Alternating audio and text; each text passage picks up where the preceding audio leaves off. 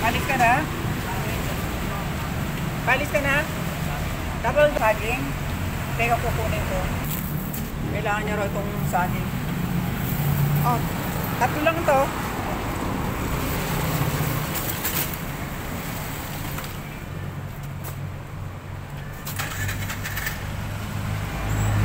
Dapat nagdala ka ng kapote.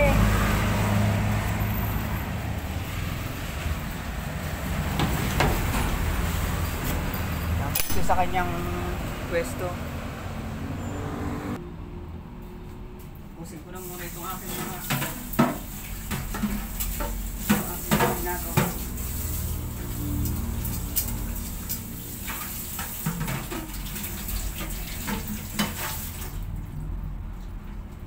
Tapusin ko muna ito bago ako magluto ng hapunan.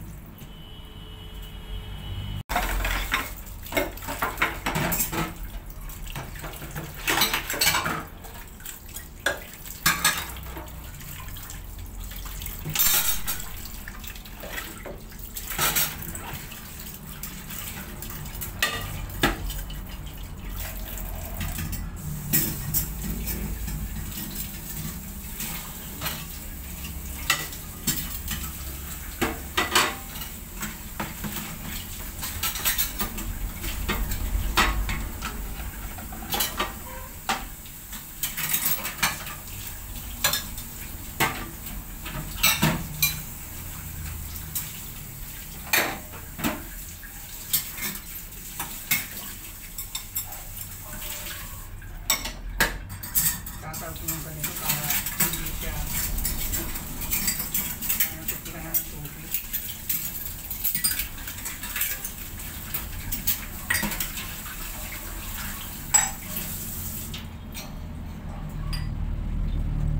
Grabe, lakas ng ulan kanina eh. Biglang po nahulan kanina. Tanggalin muna itong mga hugasin dito.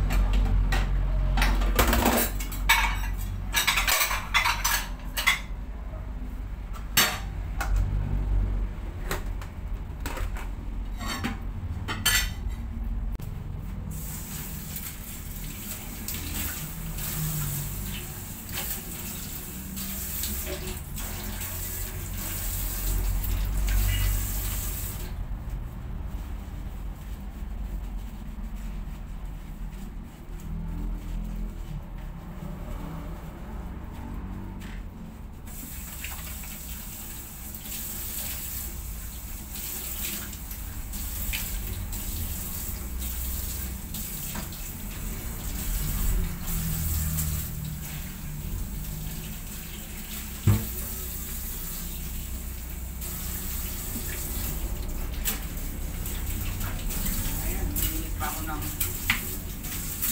chicken.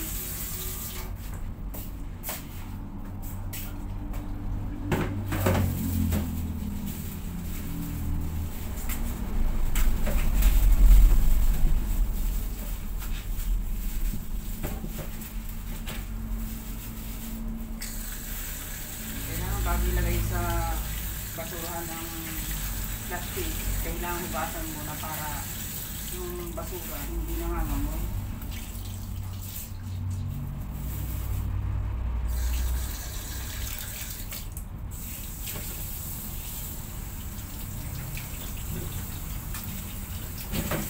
Yan pa. Dapat kanina ko pa ito nilabas galing sa freezer. Parang tumampok na agad may ibabad ko muna sa ibabad ko muna guys ang chicken para lumambot. Madali siyang ma-chop. Hapon na naman. Kailangan natin pwede na ng pagluluto ng hapunan. Bilis ng oras.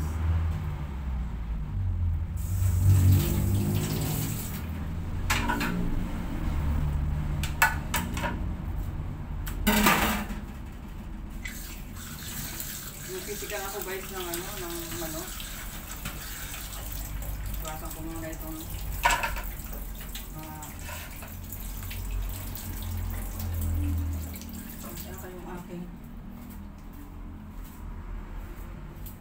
ka lang ha. Baka pupunta lang sa, ano, sa ilalim ng...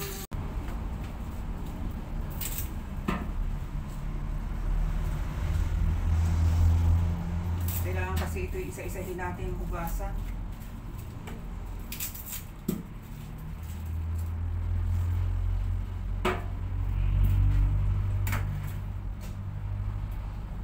Ito lang ang aking... Tapos kapag nagluluto ako, kung ano ang narariyan sa ano, buti nga ako eh, may lalaw kahit tapaan, may gabi. At least dahil ito na rin mga pangunahin pala. Pero kung ano lang, pinagtatama-tama ko na kung ano lang ang naandi dyan.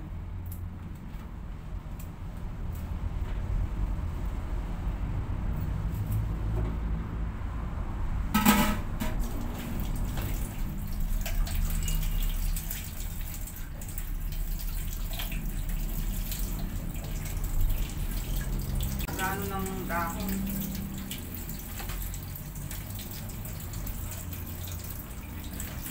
Hindi ko sarap. Kailangan din.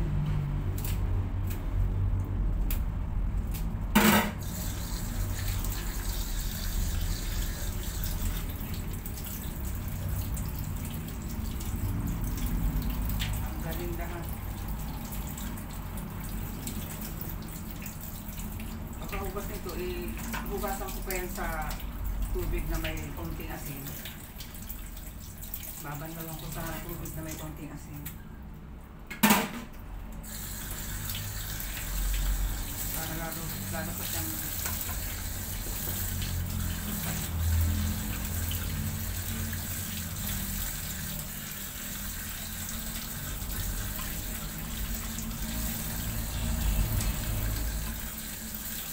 Canada ang kamatis. Okay na ito. Luya. Itong luya kasi itong tanggal ng lansa ng isda man o kaya karne.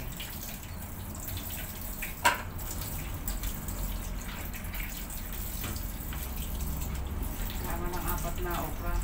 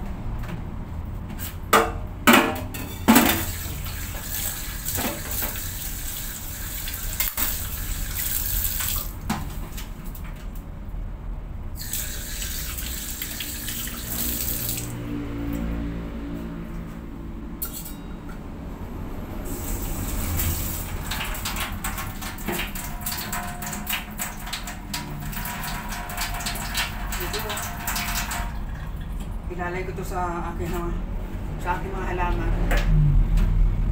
Sa taniman ko. Hindi ko isama din sa mga plastic. Tataba kasi ito sa lupa eh. Yes, Chucky.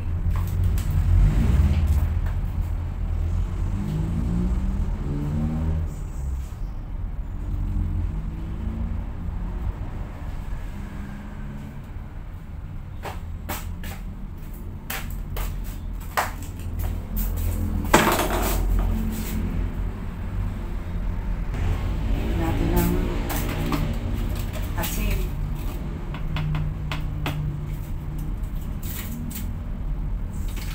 Para mahugasan medyo yung gulay. Nilagyan na natin ng asin. Ito natin ihugasan yung gulay. Banlawan natin ng uling banlaw. Sa tubig na may asin.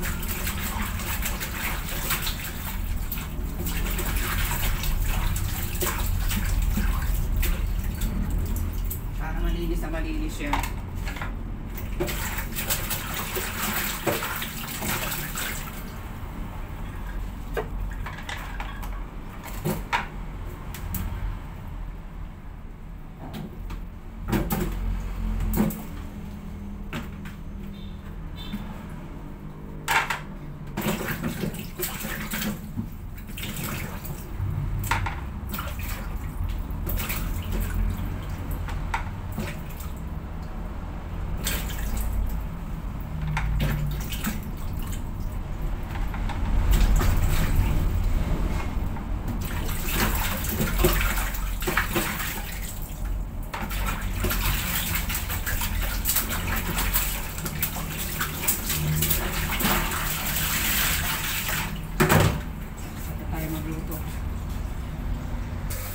Chicken, lagyan ulit natin ng asin, panghuling hugas. Yan. Lamasin natin sa asin yung chicken bago siya lutuin para sigurado tayo malinis.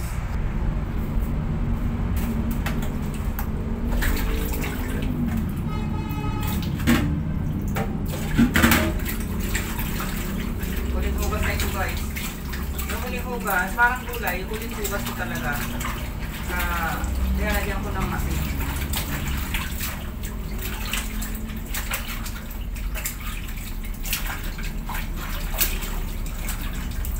Kalahati lang ating lulutuin.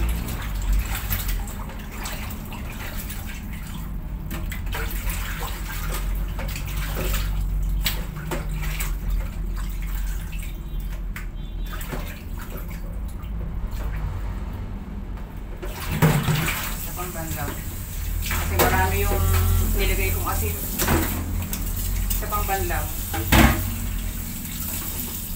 Sinugasan ko na apat na beses kanina. Yung panglima nilagyan ko ng asin, binanlawan, at saka after malagyan ng asin binanlawan, isa pa uling banlaw.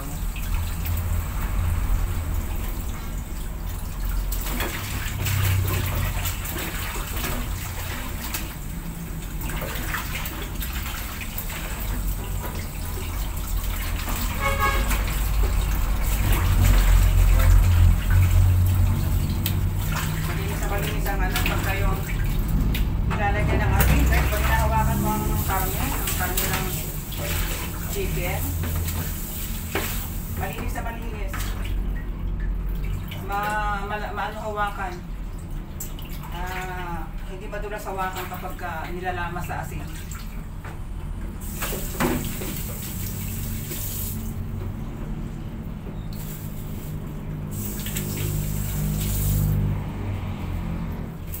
Magluluto na. Naka-ready. Try ko nga dito sa ano kung pwede ito luto. Tingnan ko nga.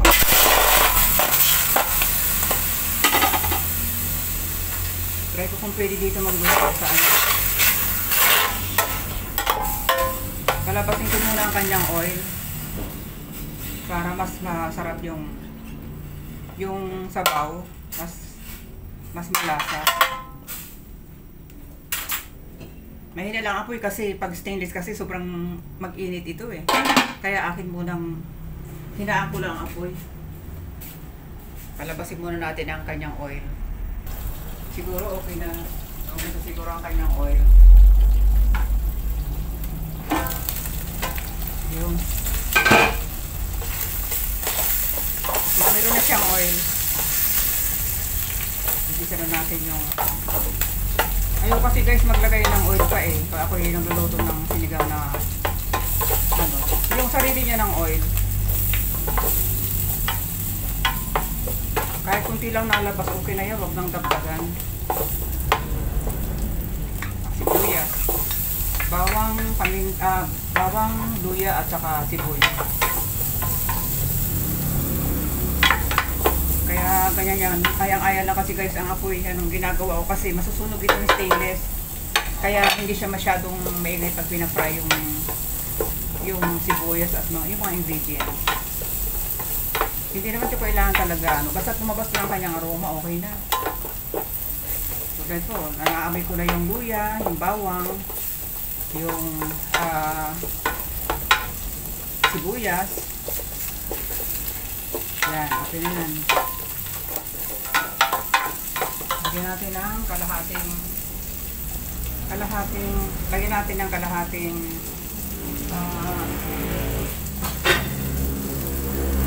chicken cubes.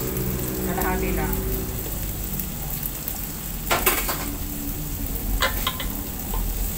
Para pang dagdag lasa pa.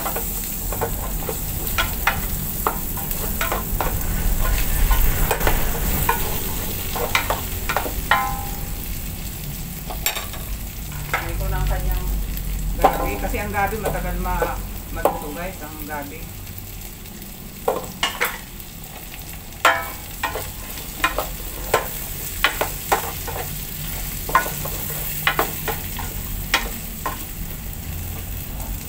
Lagyan natin siya ng tubig. Takasan ko ng apoy. Kasi may tubig na siya. Kanina, mahina lang apoy, masusunog yung pinaglulutuan. Lagyan natin ng konti pa. Kasi palalambutin pa yung gabi. Yan. Pakuloy natin ulit.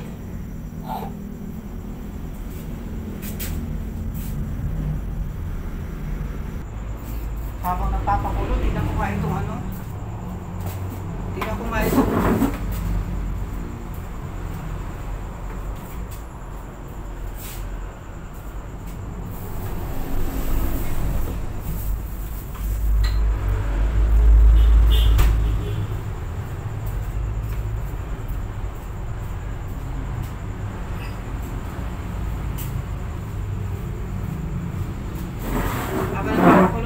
guys na ano na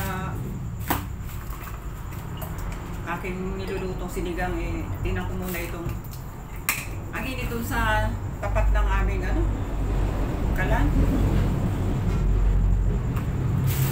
Tingnan ko nga itong ano dineliver kanina.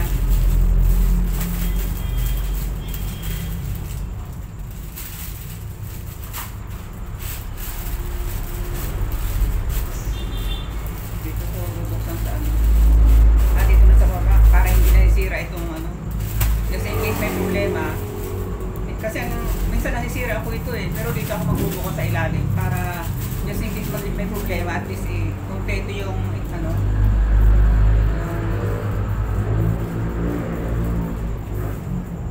detalye, mga details nito.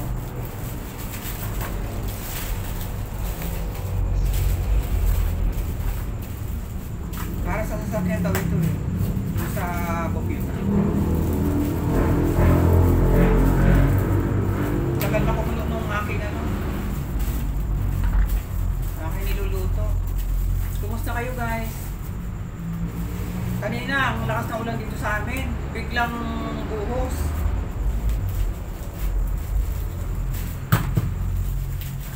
Eh, bigla naman tila.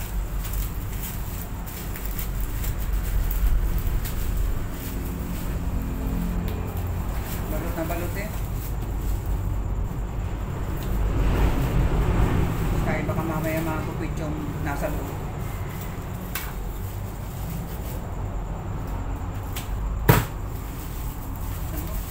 Ano ka laman ito? Karton lang yata naman ito. Masyadong balot na balot. Karton lang pala. Tapos karton lang pala no.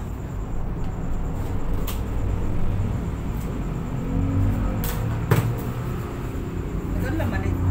pala yun. Napakaliit lang pala guys ng laman, oh. Tingnan mo. Tingnan nyo, oh. Ito lang pala yun, oh. Yung gagamitin ko rin sa bukyo. Ito lang pala yun. Akala ko, tinupilan ng karton. Pagbukas ko ari pala ang laman. Ito. Lotus ang brand niya. Para sa mga sasakyan ito, sa motor, kotse, bukyo, yung mga tricycle. Dito na lahat. Piyesa yata ito nung bukyo niya. Sabi niya, tingnan ko, baka mamaya may problema. Para na agad. Ang galing naman guys ng na to, kasi mayroon siyang resibo talaga. Yung ibang na in-order namin, na dinideliver, wala talaga siyang walang resibo, pero siya meron. Tanong ko nga sa akin kasama kung saan siya order. Baka sa last mall ito. Ano talaga, Big Global Corporation. Bulacan pa ito. Big Global E-Commerce Corporation, Bulacan. Bulacan ang kanyang ano. Ang galing, ang ganda. Ganda na nga. Nagustuhan ko ang packaging niya. Ingatan talaga. Salamat sa nito. Sa nagpack nito. Yung aming inorderan. Kasi very good na, very good. Iningatan talaga. Balik tayo nun sa akin niluluto. Kung na ito dito saan.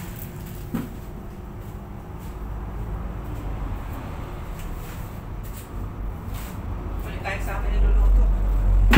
Nakakulong kayo.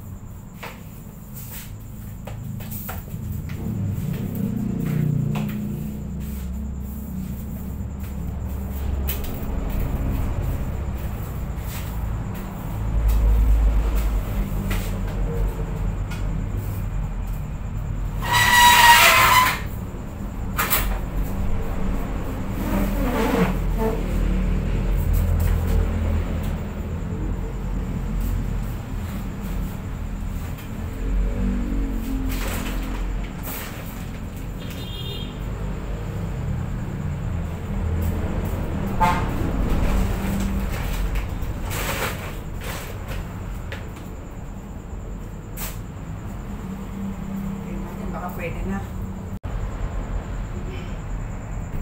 Tignan natin. Malambot na siguro yung gabi.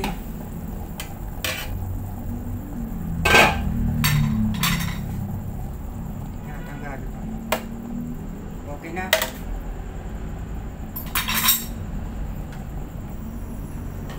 Ilagay na natin yung talong.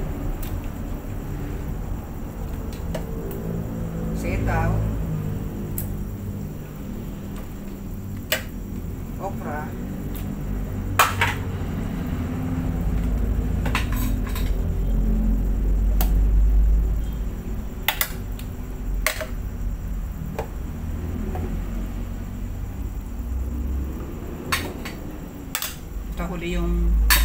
sa huli na yung sili at saka yung pechay. Ilagay na natin tong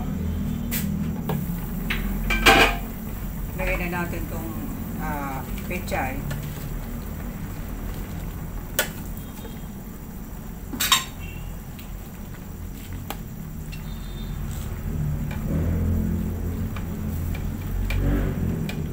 Ilagay na rin natin tong sili. Itong siling pansigang. Ito yung pinuputol talaga para yung lasa ng siling siling pangsigang umalo ba sa sabaw. Kasi yung naka-close pa yung kanyang sili. Kaya pinuputol ko talaga siya. Wala namang bata ditong kakain. Kaya okay lang na putulin. Pero pag may bata, maganda yung buo. Lagyan natin siya ng konting patis.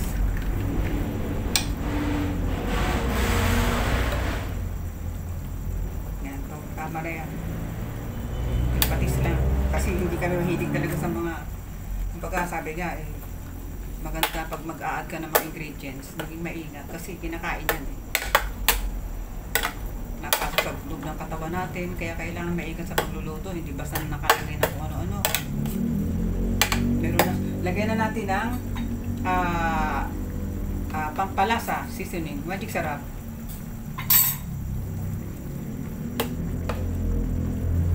Yan, okay na yan.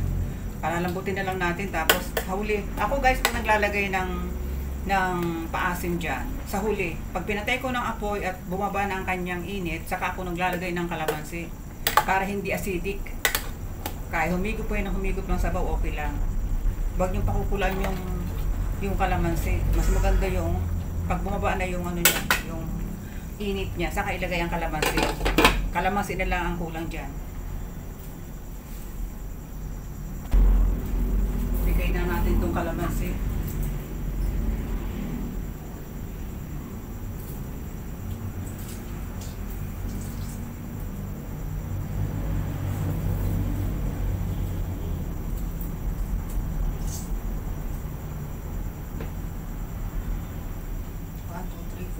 Walong kalamansi ito guys. 8 pirasong kalamansi. Patayin ko na siya. Papatayin ko na to. Kasi hindi naman kailangan lutuin yung ano.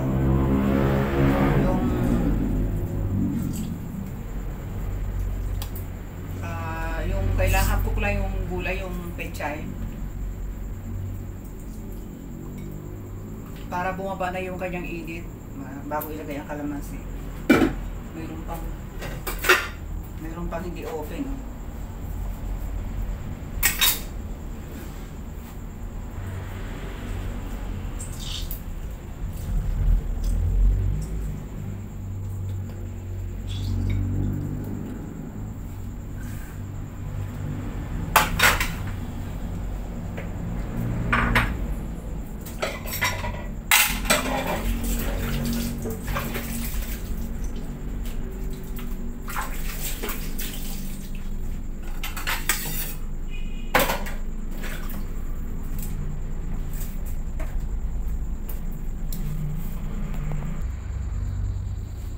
Guys, nakababa na yung ano, nakababa na yung kanyang sobrang init.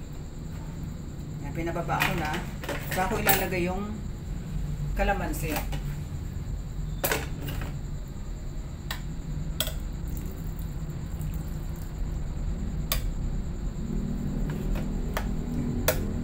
May nakapasok na ano, may nakapasok na langaw ah. Sarap ng gabi, oh. Ano ko na siya.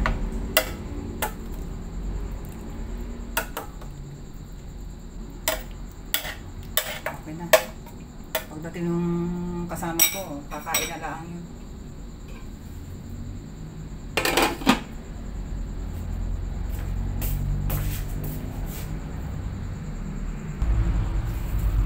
Tikman ka itong sabaw.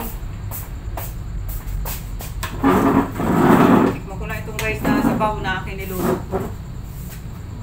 May nakapasok na langaw kasi pagkabukas yung aming ano dyan, pinto, ganitong tag-ulan guys, talagang malangaw. Tikman ko itong sabaw na. Sarap. Masarap kumain ng ano yung alam mo kung anong mga ingredients, yung mga kumbaga mild lang yung mga sangkap. Saka yung gabi, guys, ang sarap ng katamtaman luto ng gabi. Ang sarap.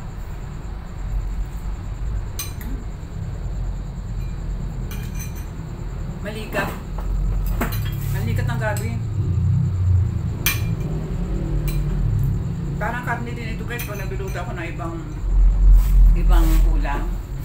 Kaya wala kaming karne sa loob ng ref, chicken man or pork. Kasi hindi na kami bumili ng pork eh. Malimit chicken, isda, hipon, ganyan. Basta't may ganito ako, guys, makakaluto na kung ano-ano. Kung ano-ano na naluluto, basta't may ganito, napakalasa.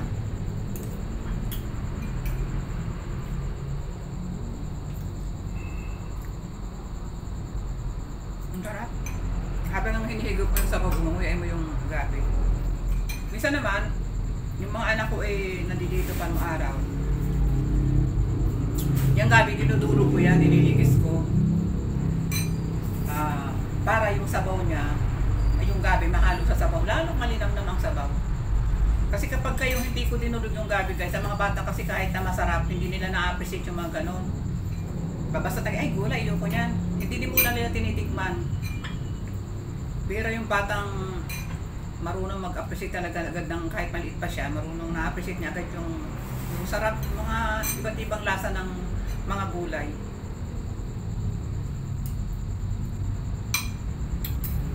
Sarap, tama-tama din yung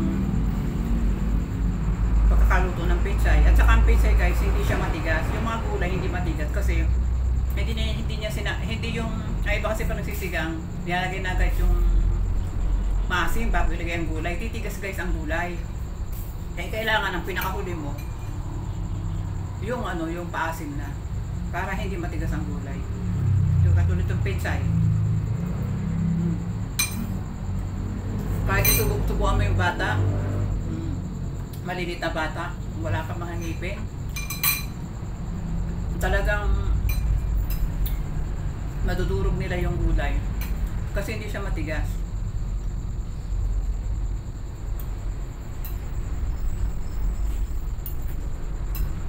Okay guys, maraming salamat sa iyong panonood. See you on my next vlog ulit. Bye bye. Good night. Thank you na lang kasama ko.